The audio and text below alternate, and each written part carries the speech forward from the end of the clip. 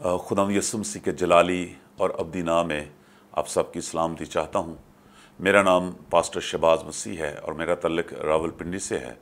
मैं खुदा की शुक्रगुजारी करता हूँ पास्टर तारक जॉन साहब के लिए, जिन्होंने मुझे मौका दिया कि मैं यहाँ पर आकर खुदावंद के कलाम की मनादी करूँ और इस कलाम के वसीला से बहुत सारी रूहें जो हैं वो खुदावंद के कलाम को सुनकर तौबा की तरफ आएँ।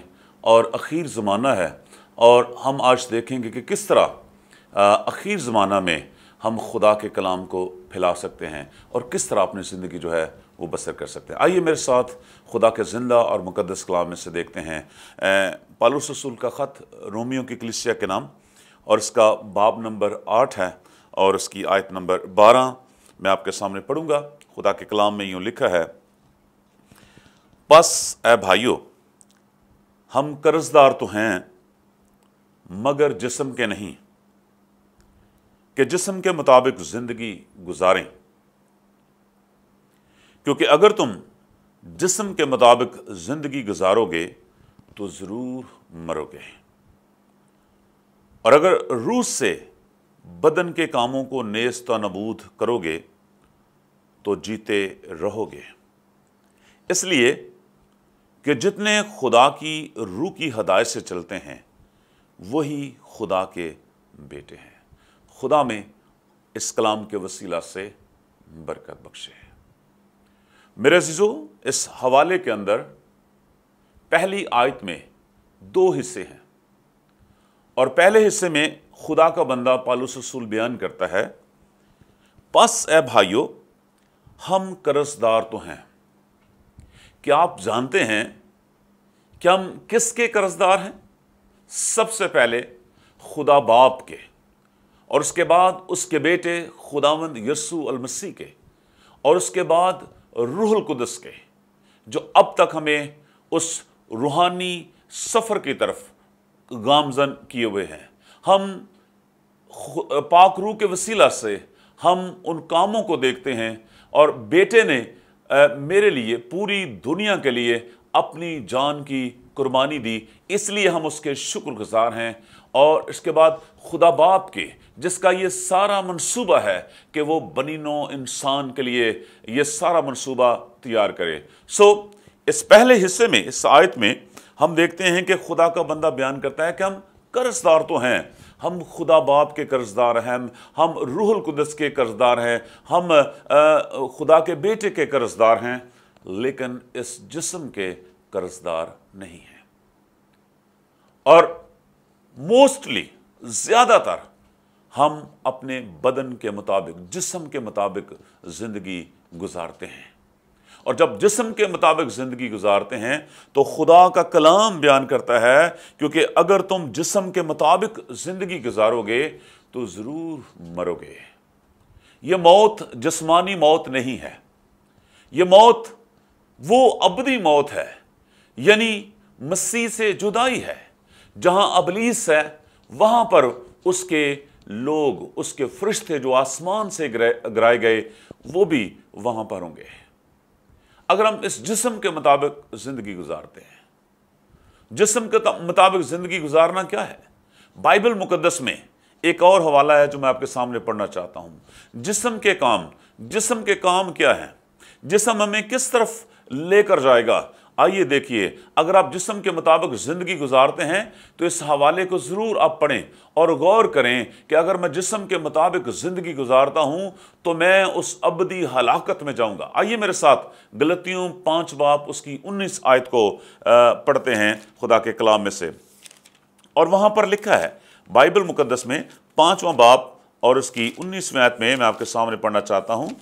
खुदा का कलाम बयान करता है,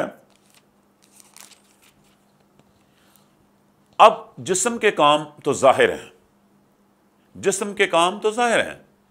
पहले हमने पढ़ा कि जिस्म के मुताबिक अगर जिंदगी बसर करोगे तो जरूर मरोगे, लेकिन यहां पर लिखा है अब जिस्म के काम तो जाहिर हैं। और वो काम क्या है? यानी हराम कारी। मैं डिटेल से नहीं बताऊंगा, मैं सिर्फ नाम बताऊंगा, और आप सब इन बातों से वाकिफ हैं। और ये हमारे मुआशरे में, हमारी जिंदगी में, हमारे घरों में ये बातें पाई जाती हैं, हमारी जिंदगी के अंदर पाई जाती हैं, यानी हराम कारी, नापाकी, शहवत प्रस्ती, बुत प्रस्ती, जादूगरी, अदावतें, झगड़ा, हसद, गुस्सा, तफरके, जुदाइयाँ, बिदतें, बुग्स, नशाबाजी, नाच रंग और इनकी मानद। इनकी बाबत तुम्हें पहले से कह देता हूं, जैसा कि पेशतर जता चुका हूं, कि ऐसे काम करने वाले खुदा की बादशाही के वारिस ना होंगे। इस आयत के आखिर में जो यहां पर कलाम मरकूम है, वो बयान करता है कि ये लोग, ऐसे काम करने वाले, ये जो गुनाह यहां पर लिखे गए हैं, जो जिस्म से सादर होते हैं, जो जिस्म करता है, और वो खुदा की बादशाही के वारिस ना होंगे।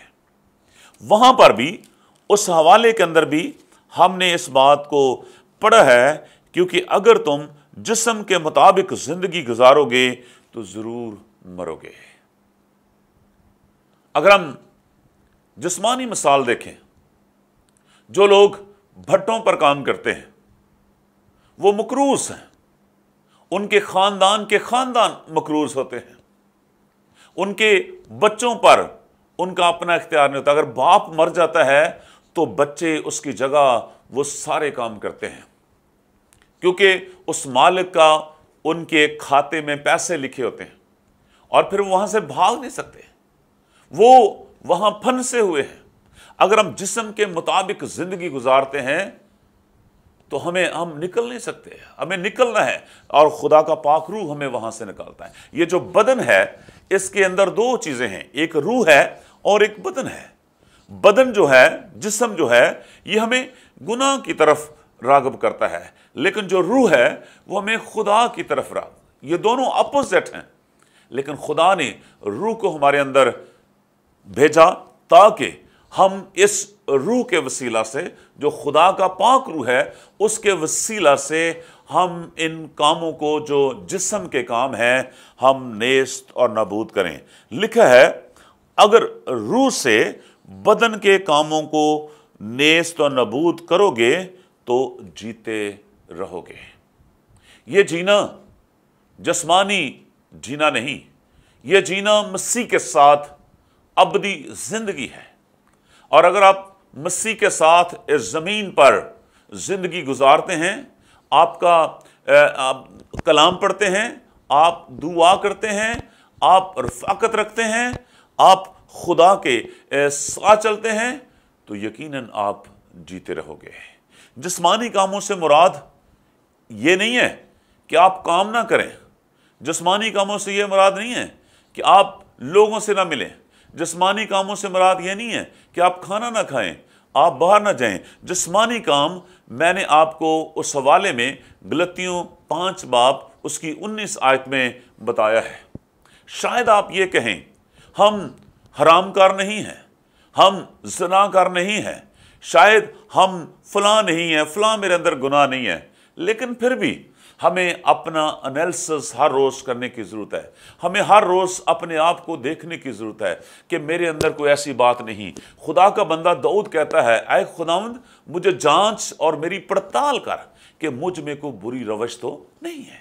हमें हर रोज़ अपने आप को देखना है, हमें हर रोज़ अपने आप को चेक करना है कि आज जब आप सुबह काम पर जाते हैं, दुनियादारी में जाते हैं, दुनिया में घूमते हैं, तो शाम को जब आप घर आते हैं, अपने आप को जरूर देखिएगा, अपने दिल को सामने आंखें बंद करके, आपके आज मुझसे कौन सी गलती सरजद हुई है, आज मुझसे कौन सा गुनाह सरजद हुआ है, आज मुझसे कौन सी बात हो गई कि मैं अपने खुदा के सामने जाऊं, घुटने टेकें, खुदा के हुजूर माफ़ी मांगें, और फिर आप उन कामों को खुदा के पाक रूह के वसीला से नेस्त और नबूद करोगे। यह है आपका और मेरा काम।